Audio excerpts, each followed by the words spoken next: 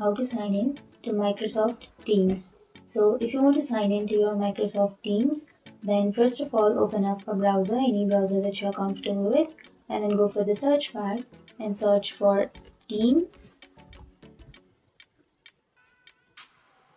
and Microsoft. Search for Teams Microsoft, and here you will have this Microsoft Teams, right? Simply go for the first search and it will take you to the web page. So now you can simply go for sign in, which is here on the upper right. Click on that, and now you can enter your email address here on the first blank. And after entering, now here on the next step you have to enter your password. But if you forgot your password, then you can go for forgot password.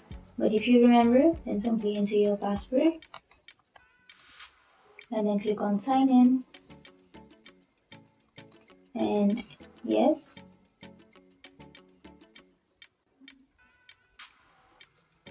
And that's it. That's how you log in or sign into your Teams. And if you have any questions, feel free to comment below. Thanks for watching.